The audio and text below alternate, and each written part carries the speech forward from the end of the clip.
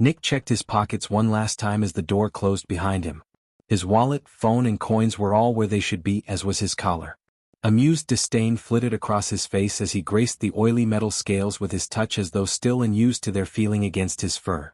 To the casual eye, it was a rather suggestive piece of jewelry. Out of place, perhaps, but not unattractive as it rested snugly on his neck.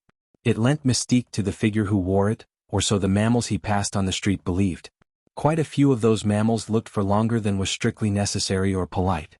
He was not concerned. It was only to be expected that he would attract attention of a sort. His kind often did. As he made his way along the sidewalk, a spark of indigo flame ignited on the tip of his claw and it kissed the cigarette in his lips to life before vanishing.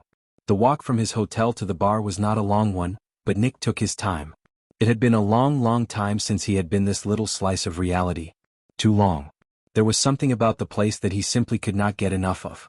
During his long life he had spent as much time as he could there. It was just so satisfying, the smells, the sights, the textures. The flavors. Yes, the flavors of this place were certainly worth the trip all on their own. He took a moment to recall his latest flavor, a lovely young vixen he'd found as a celebratory treat for himself last night. When he had arrived, he knew immediately what he wanted, what he had been deprived of by his imprisonment for far too long. One thing that the infernal wardens knew all too well was how to deprive their prisoners. He had missed the thrill of the hunt for all that time imprisoned. The previous evening was a good start on making up for lost time, as was the rest of the night and morning. He did feel a small touch of pity for the poor thing, but only a touch. He had devoted the better part of his life to carnal pursuits and his skill reflected that. He also still had her number, so if he needed a snack and she wasn't too broken, he could have a second helping. That might not be necessary, as so many other dishes made their way past him on the street. This city was a veritable paradise as far as the fairer gender were concerned. Perhaps he would be doing himself a disservice by taking seconds, when there were so many exquisite delicacies to sample. His musings carried him to the bar and through the door to the scent of smoke, violets and lust. Once inside, he was met with the sight of his comrade in arms. The little fennec fox was sitting on a stool at the bar, propped up by a pair of telephone books, surrounded by empty beer glasses as tall as he was. The bartender, a morose-looking dromedary, looked uncomfortable as he placed another in front of his smallest customer and snatched his hand back. Finney had a tendency to snap at anyone who got too close, especially anyone who touched his booze. As he slid into his seat, he made sure to brush the crabby fox with his hip. "Hello, Finn. Didn't go for the booster seat this time? Screw you, Wild. You're not my type." Nick replied languidly. "The only being in 3 realms that fits that description from what I've seen," Finn groused into his quickly emptying mug. Nick grinned suggestively. "You want to change that, big guy?" "Hell no," he sputtered. "You keep that harpoon of yours away from me." "Don't worry. I will," Nick assured the smaller predator, waiting until he had a mouthful of beer before adding, "You'd pop if we did anyway." Nick did so love tormenting the little creature. He was small and feisty with a fuse so short it was practically non-existent. A spray of beer and cursing was followed shortly by a wad of oiled canvas slapping into Nick's chest. "My gear. What else would it be, pervert? Your dignity?" Finn snarled. "You have what you came here for, Wild. Leave." It was one thing to play games. It was another entirely to attempt to give orders. Nick had a great tolerance for many things, but insubordination was not one of them. That was how he had attained his rank in the first place. As he spoke, he began to slowly lift the veil on his power and let them seep out. "I think you might be forgetting who's in command here, short stuff." "What? You think I'm taking orders from you? If that's what you think you can show, oh ho." Now that the effects of his power were being felt, there was no need for subtlety. The seep became a flow and it was felt. "I can what, Finn? Do I need to demonstrate why I'm the one giving orders? Perhaps by demonstrating what I can do." No, I'm good. Sir?" Nick was bad at the whole formality thing and Nick used that to his advantage ruthlessly. "You sure? Because I could make you beg for what you just turned down and my collar wouldn't even register the power I'd need to do it.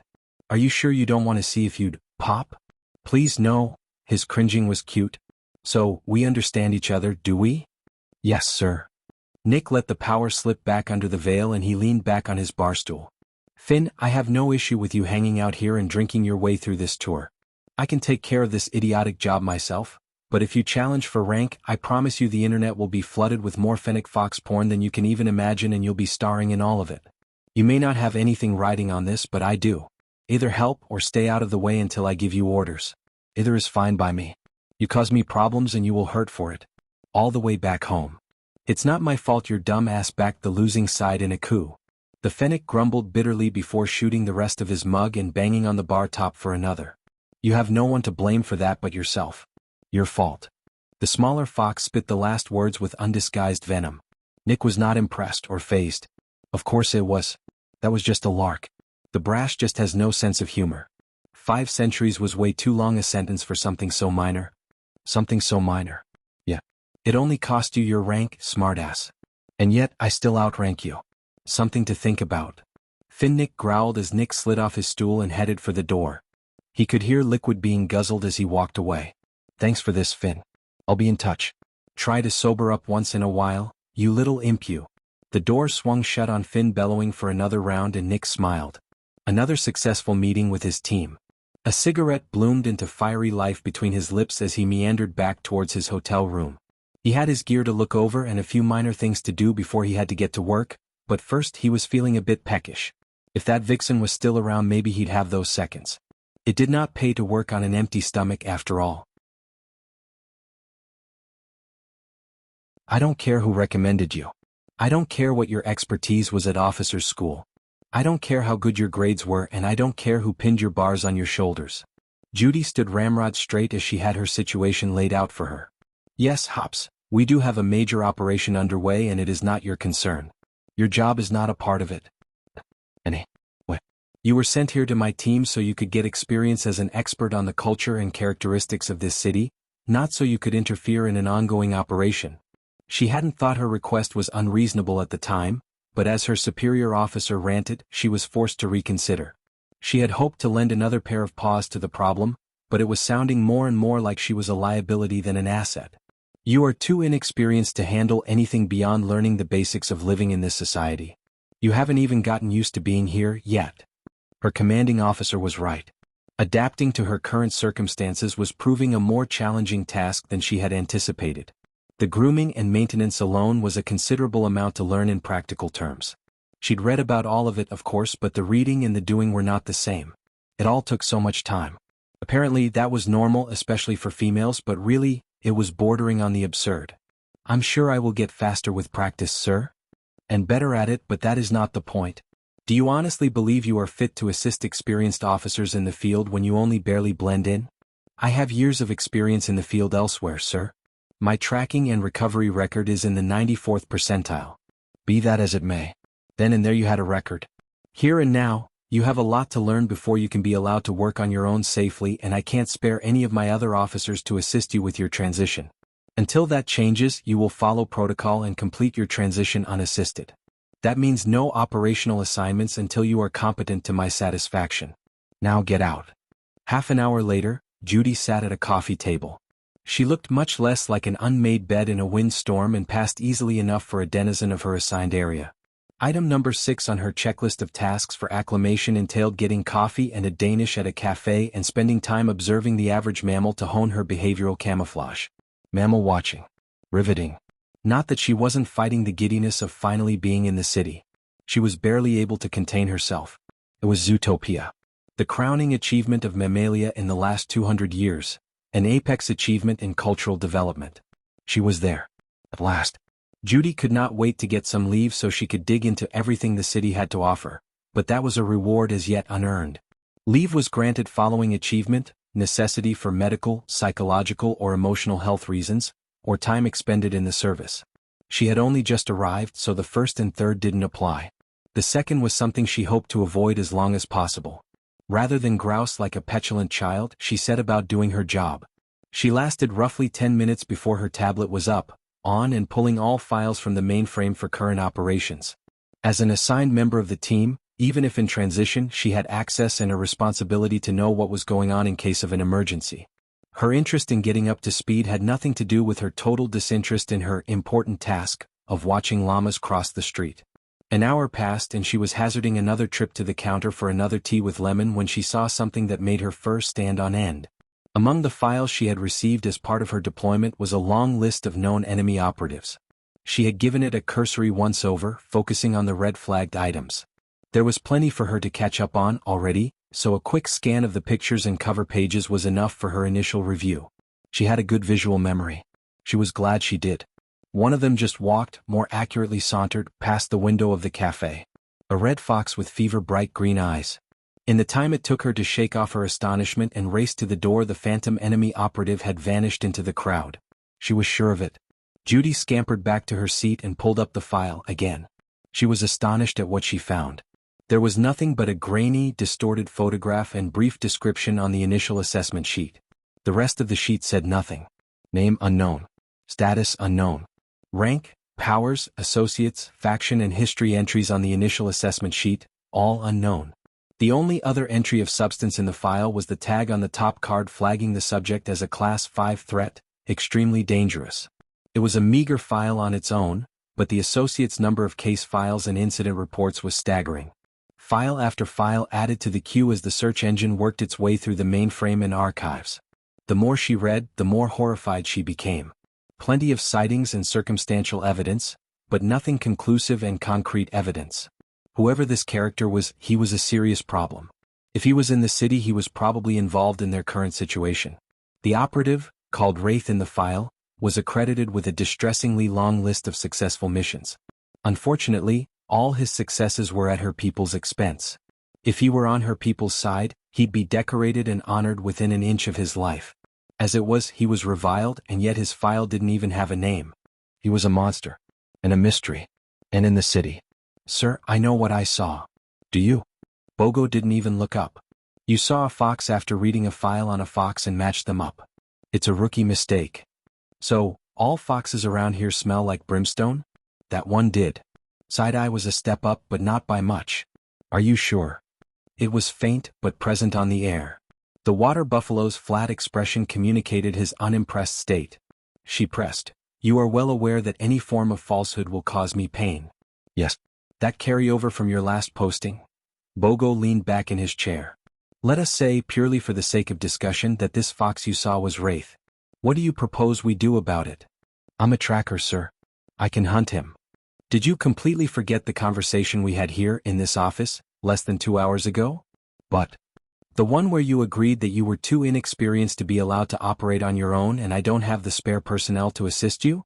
Sir. The one where you were ordered to finish your acclimation and transition procedure before attempting anything else? Sir. Did you? Hercio didn't raise his voice even a decibel through the whole thing. You didn't have to. He had her dead to rights. No, sir. You didn't? Good. Sickly sweet and condescending, every syllable. Then this conversation has only one obvious conclusion. What is that, sir? He leaned in and stared hard, growling, You go back to finishing your transition. What about the fox? I will assign another officer to look into it when and if we are able to, once this operation is concluded. Judy could see she had already been dismissed in his mind, but had to try. Sir, he may be involved. Possible. However, not your concern. The officers assigned will be informed that Wraith may be present and possibly involved. They will keep an eye out for him and report in. If he is confirmed as present, we will proceed from there. Reading glasses perched on his muzzle, he turned fully back to his paperwork. I take it I am making myself crystal clear this time, Hops? Yes, sir. Good. Now go. Judy left her superior officer's office and leaned back against the wall by the door. She needed a moment. This was exactly the sort of bureaucratic buck-passing that she had left her old position to get away from. It was bad enough that her old co-workers thought theirs was the only work of value in the universe, regardless of its actual importance, but here she had hoped to find something more rewarding. Possibly fulfilling? At least, she had hoped that she would be taken seriously. The last shred of hope for that vanished as her hyperacute hearing picked up her boss grumbling into his phone. I don't care what orders that sow received. If she's not reading the situation reports when she's assigning assets, she needs replacing. Swinton is as useless as wings on a frog, and if this is the result of her incompetence, I will personally prove that pigs can fly, when I drop-kick her through the pearly gates. I need seasoned personnel. Why did I have to get saddled with a brainless rabbit, and now, of all times? She hasn't even been here a day and she thinks she's found something big. As if I didn't have enough problems. Her arms flopped against her sides. It was always the same. She would have to prove herself again. And again. And again before they gave her a shred of respect. The fastest way to accomplish that was to prove herself once, and she had an opportunity in front of her to do exactly that. She headed back to her apartment to prepare. There was technique involved in the finding and taking down of enemies. Step 1: know them. That was impossible in this case, as his file was one sheet and a photo. She wouldn't have time to research him either. If he was that good and that secretive, her surveillance would prove fruitless. Step 2: prepare suitably for the target. That was also impossible. Her heavier grade gear was under lock and key until her transition was signed off on. The rest of her personal collection was in transit along with the rest of her personal effects. She had her standard issue body armor and the one weapon set that had been modified for her. Step 3: choose the hunting ground. That she could manage. She knew she could find him, and once she did, it was a stalk. Wait for her quarry to pass into a place she could claim the upper paw, and she was all but assured to win. She had a secret weapon. She was not as strong as she looked. She was stronger. Much. Her small stature generally led opponents to underestimate her, to their pain. A surprise attack in his presumption would see the wraith brought down and her reputation climbing. It was a start, and a start was all she needed.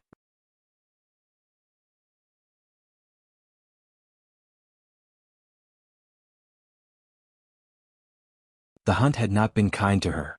Judy had been forced to spend several days surreptitiously zeroing in on her prey while not tipping her paw to her boss. Catching the scent of him was a challenge all on its own. Between the alien scents she had to sift through and the pollution, not to mention the numerous foxes that kept snapping her head around, it was several days before she even caught a whiff of brimstone. A hint on a gust of air as she sat at her now favorite cafe, a tendril wafting by as she got off a bus, a fleeting gust laced with sulfur and ash. That was all she got for days. She had been sitting miserably on a park bench, absently picking at a salad when he'd appeared again, meandering by without a care in the world. Irritation burned away into elation at the speed of her twitching nose, and then she was in her element. This she knew. The old skills came back, albeit with a bit of alteration. She still wasn't used to the city, so it was a little awkward at first. This was just stalking her prey. Quickly she found her groove. The groove became a rut very quickly. The wraith was slippery to say the least. Judy grumbled as she tailed him. It amused her in a twisted way that she was making progress on her transition checklist. Following his path left Judy with a decent amount of opportunities to eat and drink at various places, or experience miscellaneous tidbits in the city proper. That did not compensate her for the moments of panic. If she looked away for just a moment, she would find he'd turned a corner and she'd have to sprint to catch up. If she thought she'd projected his next move, he'd change directions. She couldn't anticipate him or manage to flank. His movements were haphazard and yet completely natural. If she didn't know better, she'd have sworn he was a mortal himself. That realization frightened her. He was experienced, she knew, but to see it in action was daunting. His behavior never caused even the most sensitive mammals to bat an eye. That was cause for concern in another way. Somehow, her prey managed to always be around mortals. It made her plan to trap him exceedingly problematic. On the one hand, involving a mortal was a huge risk. She had no desire to place a mortal in danger, especially when a trapped hellspawn was involved. The fact that she knew almost nothing about her prey only added to her conviction. There was no predicting what he would do when threatened without even knowing what type of demon he was. On the other hand, there was the problem of subtlety. Exposure to the general public was a taboo. Witnesses could be handled in a variety of ways, from the mundane to the unsavory, but it was wiser to avoid it in the first place. She needed to get the wraith into a secluded space with no mortals in the middle of a city loaded with them. No small task. Judy ground her teeth as she slipped into a shadow across the street from her quarry, as he waltzed into yet another nightclub. After 4 days and 15 hotspots for the city's nightlife, Judy was questioning if the hunt was worth it. Judy had spent more time in grimy alleyways than she was comfortable with, but still knew nothing of her target's nature. To know the nature was to know the weakness. Sadly, all she knew so far was he was a demon. He did everything one would expect of any hellspawn newly arrived on the mortal plane: booze, food, and females. The fact of casualties during war was nothing new to Judy. She'd seen battlefields and knew the score. That didn't stop her from wanting to drag the females who accompanied him away, so they wouldn't get hurt. The wanting and the doing, though, were different. Judy had watched several females of various species and, sometimes in groups, accompany the fox back to his hotel. They all emerged again later, and her senses were unable to detect any demonic corruption. It really did appear they were just, well, doing what mammals do in hotel rooms, of course. No possessions, enthrallments, or even a watcher spell. Nothing at all. The absurd idea of a demon on vacation flitted through her mind and was quickly dismissed for two reasons. The first was that no demon would come to the mortal plane and just relax, especially during a crisis that may spark open conflict. This was a war zone for both their sides, not a resort. The second reason was that he had just stepped out onto the street. Alone. Judy was instantly on guard. Her target looked the same as he always did. Dark trousers, long coat, no shirt and a collar by way of clothes. Russet and cream fur, indifferent smirk on his mouth and eyes like jade fire. However, something felt different. There was purpose to his lackadaisical gait and his eyes darted. The air around him crackled with intent. Something was absolutely different. Judy had to take him down before he did whatever he was planning. The evening was still young. The sun was down, but night hadn't settled in for the duration just yet. Mammals were scarcer on the street than they had been earlier, and this continued as they walked. Before long, Judy found herself in what she would call a rougher neighborhood. This was good. Less possibility of collateral damage. It was a tremendous stroke of luck. That feeling only continued as she watched the Wraith strut into a shipping dock area for a defunct industrial building. High walls, sturdy construction, complete isolation and no witnesses. It was a perfect spot for her to attack. Judy ran a paw over her gear, pulling the taser and loosening the short sword in the scabbard strapped to her back. Elegant it was not, but the limits enforced to maintain the wager's integrity prevented her from using her heavy-duty powers. Illusions and subtleties were allowed. In combat, some enhancements and low-grade combat magic were acceptable. Anything higher grade was limited to 20 seconds, up to full manifestation. A fully angelic presence in the mortal plane was an instant death sentence. Fortunately, there were advantages. A mortal form meant mortal weaknesses. A stun gun was a hopelessly poor weapon against any form of demon, unless they were here. Here and now it would be enough to at least distract him. Then her short sword could come into play. With any luck, she'd be able to hurt him enough to subdue him and bring him in. If not that, then she should be able to hurt him enough to effect a speedy escape. She had everything she needed for a successful capture on a lesser hellspawn and options for escape if he turned out to be a greater demon. At the very least, she would get information she could use for the next time. Even a bit more insight into Wraith would be valuable. Judy was not prepared for him to speak. "Anytime you're ready, sweetheart." Shaking off her surprise, she hazarded a peek around the edge of the building. The fox stood in the center of the space, perfectly relaxed and fiddling with his phone. For a moment Judy was sure he had been speaking to someone else.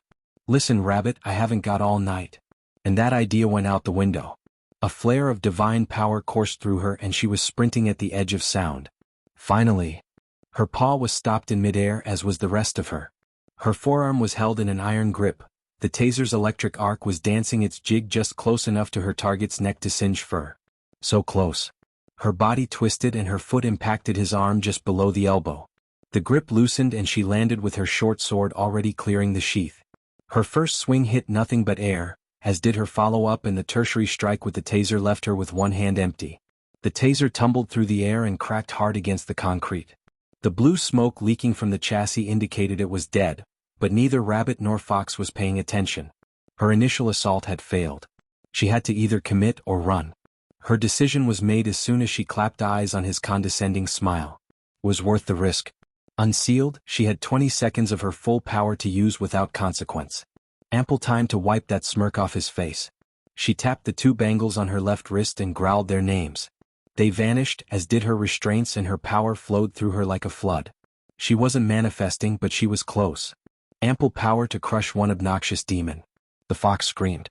For a breath she was sure of her victory. Then he laughed. "Really, carrots? Do they still teach you dopes that we cower in the presence of divine light?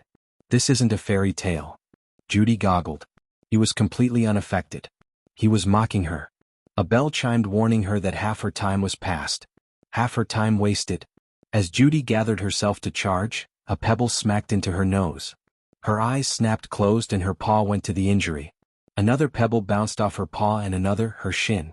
By the time she shook off the pain and surprise, the second bell chimed. The bangles were back around her wrist and her power was sealed until dawn. Judy was horrified. "Now, are you done?" Judy struck. She was angry. She had been stopped cold at the height of her power and by a few pebbles. The humiliation was more than she could bear. At least this time she was connecting. Sparks flew as her blade time and again met the palm of his hand. Their dance was brief, but vicious as Judy pulled out all the stops to split his flesh. She was unsuccessful. Her anger pushed her to overextend a strike, and her exposed flank met demonic fist. Judy found herself gasping for air as she knelt on the ground. "Carrots, why are we doing this?" His openly feigned ignorance spurred Judy into another assault. Her ribs hurt, probably bruised. Another burst of power compensated, but she was slower in her movements. She found encouragement in that her slashes and thrusts were connecting. She pushed herself to move faster and put more strength into her attacks. Thus, her lack of experience with possessing flesh caught up with her. All too soon she was panting and her limbs were heavy. As she gasped for breath, she took stock of her sorry state. She was dead on her paws, muscles shaking from fatigue. Her breathing was labored. She could barely keep her head up. As she stood there, she finally looked at something that she realized should have been important. All this time he had been stopping her divine blade with just the palm of his hand. That made absolutely no sense.